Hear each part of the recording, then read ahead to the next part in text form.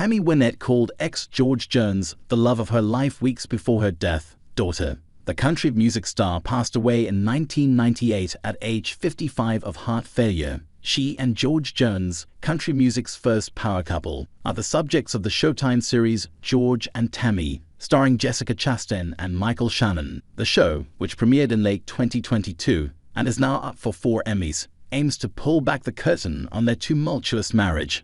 A couple of weeks before my mom passed away, we had a long heart-to-heart talk. The couple's daughter, Georgette Jones, told Fox News Digital. We spoke about what happened in our lives and regrets. She spoke about my dad and said that, of course, he would always be the love of her life. She cared for him very much. She said it was unfortunate that at the time they were married, my dad had a love-hate relationship with Nashville. He loved making music, but he hated the business aspect of Nashville, the fellow singer-songwriter shared. My mom just wanted to be in Nashville. She was so happy to finally make it and feel like she was getting established. And my dad was just sick of it. I know that had a large part to do with some of their anxieties and difficulties as a couple. My dad wanted to go away as far from there as possible, and my mom just wanted to keep pushing and go bigger. My mom married 2 more people after my dad, Georgette continued. She was searching for some way to fill her life and make it work without my dad. And according to her, just a couple of weeks before she passed, she never found anything. Her greatest love would always be my dad, and that's unfortunate.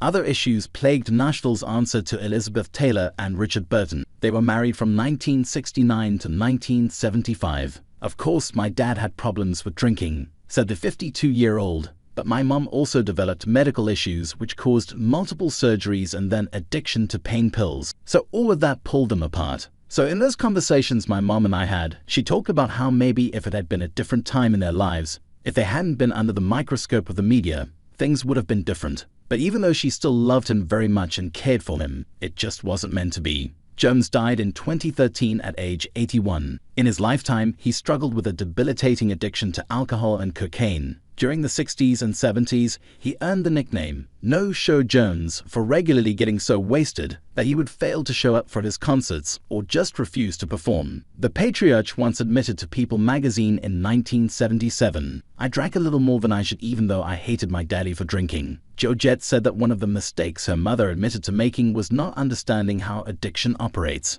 She said there wasn't a lot of information about addiction back then. It was very much a taboo thing to talk about. Georgette explained, "You look down on people with addiction as if this was a moral issue or a discipline problem within themselves. No one looked or talked about addiction like we do now. Today we realize it's a medical problem, a psychological problem. It's something that needs to be addressed throughout your life. But in those days, there was a stigma. No one wanted to address those problems. And for my mom, you don't question a doctor if you're given medication for pain." It was difficult for her to later understand she had developed a problem. It wasn't just her taking pills for medical reasons anymore. Mom said she would nag my dad, thinking that would change him, she reflected. She would make threats about leaving, hoping that maybe if he thought he was going to lose something, not have their family unit together anymore, that would make him want to quit. But she didn't understand that that's not really what the problem was.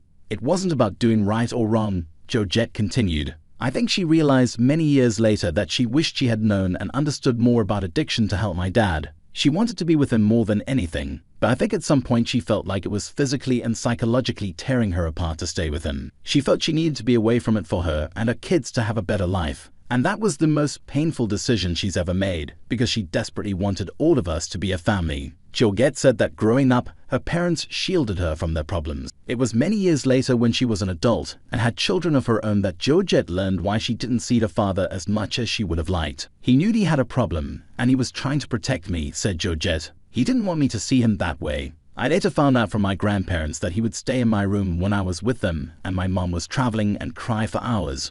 And when I would come home from school,